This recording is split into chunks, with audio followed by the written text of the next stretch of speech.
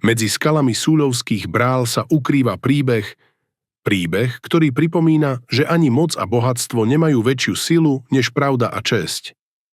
Je to povesť o hajnikovi Brezuľovi, jeho dcére Ľudmile a o pánovi, ktorého pýcha priviedla k pádu. Mocný pán Súľovského hradu vládol z bielých brál nad celým krajom.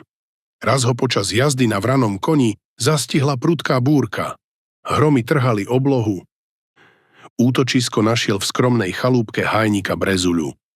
Pri peci sedela Ľudmila, prijala pri kolovrátku, usmiala sa a ponúkla mu miesto pri ohni, teplý čaj a chlieb ešte voňajúci pecou.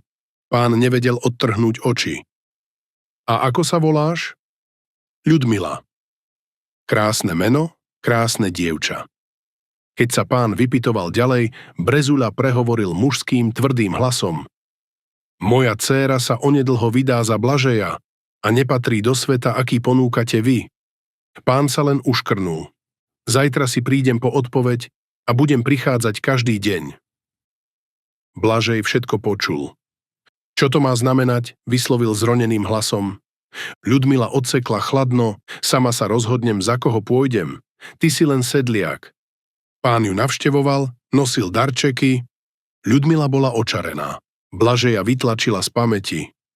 Raz Blažej zbadal Súľovského, ako sa s Ľudmilou smeje za chalupou. V hneve vystrelil z praku, no netrafil pána, ale jeho koňa. Kôň sa splašil, zhodil Súľovského na zem, pán rozbesnený bolesťou zareval, uväzniť ho.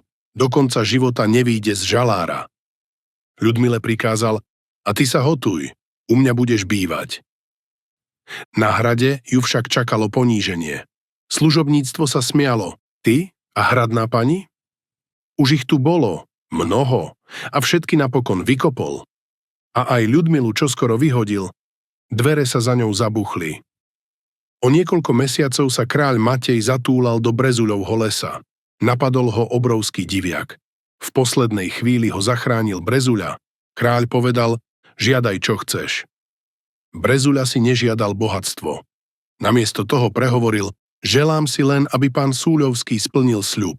Moja dcéra čaká jeho dieťa. Kráľ zavolal Súľovského, ten všetko poprel. Vy veríte týmto žobrákom viac ako mne? Keď odmietol sobáš, Brezuľa ho vyzval na súboj, vezmem si len túto bakuľu. A ak je Boh nad nami, nech on rozhodne. Rozpútal sa nerovný boj. Meč proti starcovej palici. Súľovský zasiahol Brezuľu do ruky, krv mu striekala prúdom. No v poslednej chvíli Brezuľa zdvihol bakuľu a jediným úderom zasiahol pána do hlavy. Súľovský padol mŕtvy, kráľ sklonil hlavu, Boh rozhodol spravodlivo. Prepustil Blažeja z väzenia.